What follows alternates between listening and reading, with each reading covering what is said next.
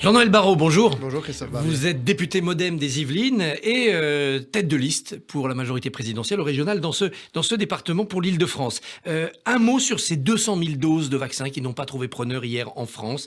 Que faut-il faire? Est-ce qu'il faut rendre le vaccin accessible désormais à tous les volontaires, quel que soit leur âge et leur santé? Est-ce qu'il faut rendre le vaccin obligatoire, notamment pour, par exemple, les fonctionnaires? Que faire? Écoutez, en tout cas, il faut continuer à accélérer la vaccination. Il ne faut qu'aucune dose ne soit perdue. Et dans les jours qui viennent, il faut combiner cette accélération de la vaccination avec la territorialisation du confinement, tel que le président de la République l'a évoqué. C'est à mon avis la meilleure manière d'entrer dans les semaines qui viennent de la manière la meilleure possible. Mais accélérer la vaccination si les gens ne veulent pas venir, certains parce qu'ils ont peur de l'AstraZeneca, d'autres parce que ils n'aiment pas se faire vacciner, ça va être compliqué. Il faut peut-être inciter plus fortement.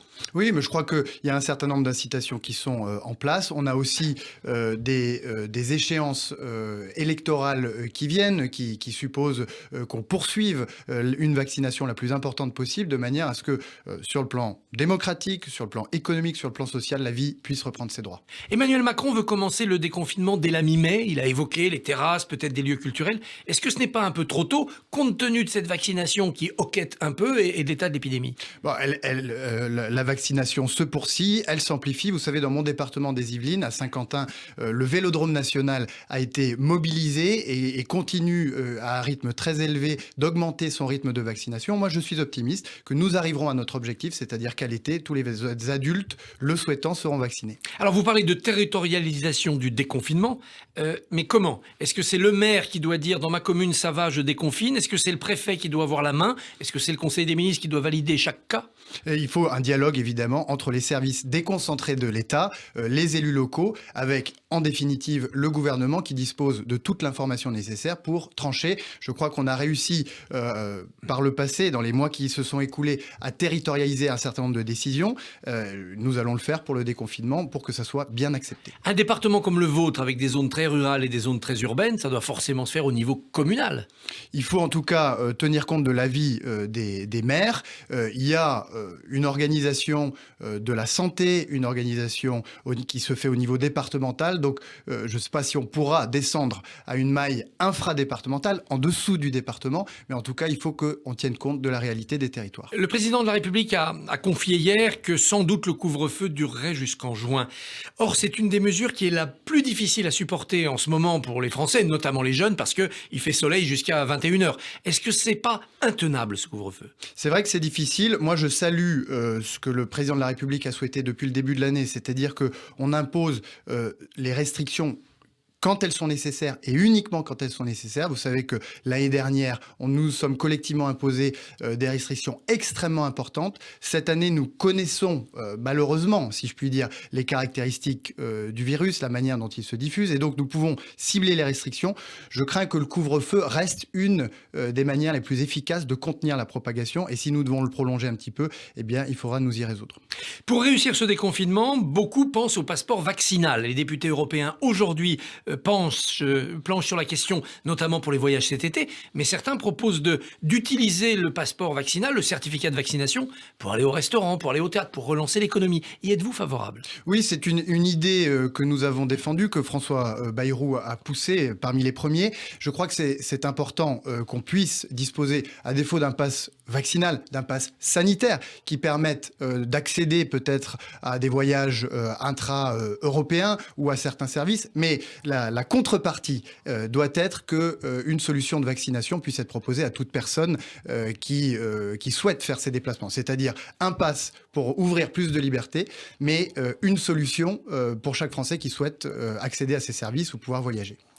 Dans ce cas de figure où la vaccination progresse, où on parle de déconfinement, est-ce que prolonger l'état d'urgence est justifié? Est-ce que vous le voterez quand ça viendra devant le Parlement? Alors le Parlement va être très attentif à la loi sur l'état d'urgence, puisque le Parlement est garant des libertés publiques, et nous allons discuter avec le gouvernement pour savoir quelles mesures s'imposent et quelles mesures méritent, comme ça a été le cas lorsque nous avons eu ces discussions par le passé, méritent d'être retirées du texte. Donc cette discussion va avoir lieu. Je suis très confiant que, comme par le passé, nous allons trouver un bon équilibre avec le gouvernement. Avec donc moins de contraintes pour les Français, aucune paperasse à remplir pour se déplacer, une vraie liberté retrouvée. retrouver ? Le Parlement va essayer de trouver les meilleures manières de concilier la protection sanitaire des Français avec la liberté retrouvée. Alors vous avez été chargé par Jean Castex en janvier d'une mission, une mission sur les territoires fragilisés par cette pandémie. Vous avez visité le pays, dans quel état l'avez-vous trouvé ? Mais écoutez, il est vrai que cette crise économique perturbe énormément notre tissu économique avec des situations très disparates. La région Île-de-France, par exemple, est très durement touchée et de loin la plus éprouvée par cette crise.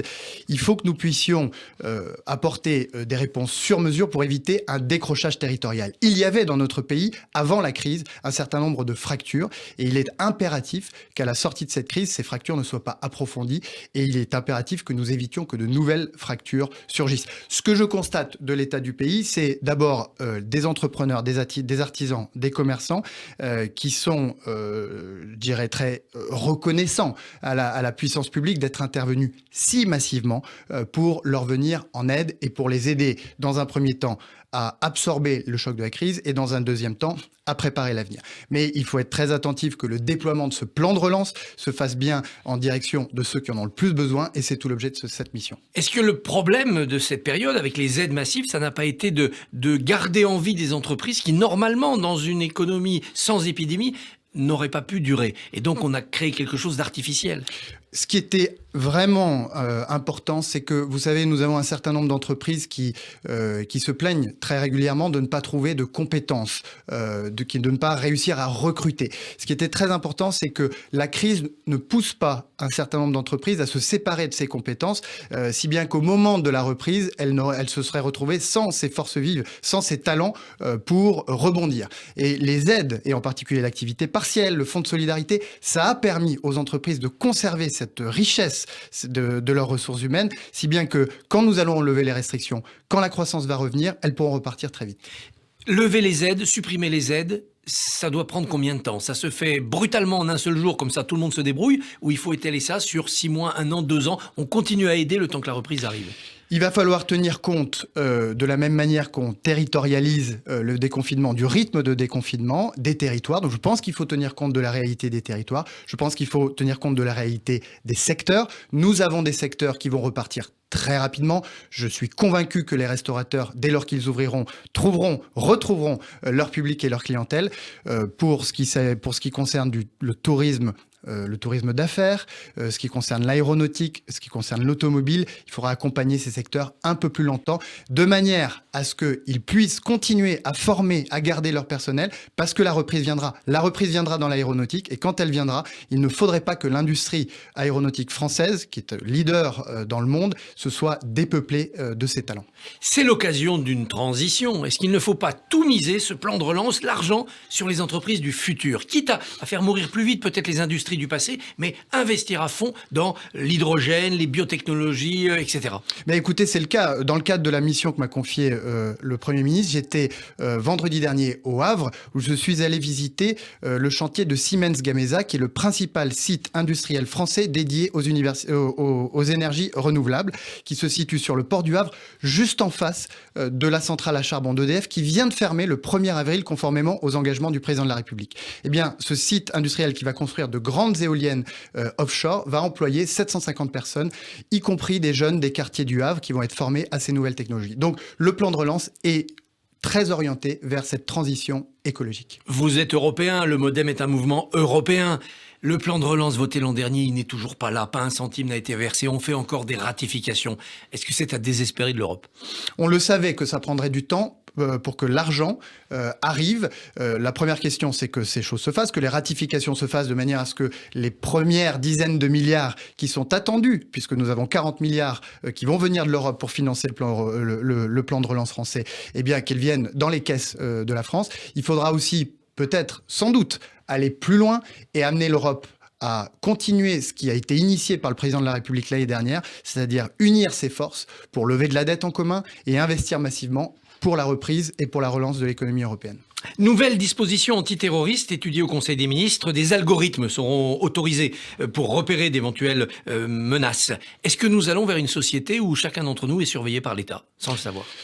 Écoutez, moi je suis encore très ému de la cérémonie d'avant-hier à Rambouillet, en hommage à cette fonctionnaire de police, Stéphanie, qui a été sauvagement assassinée.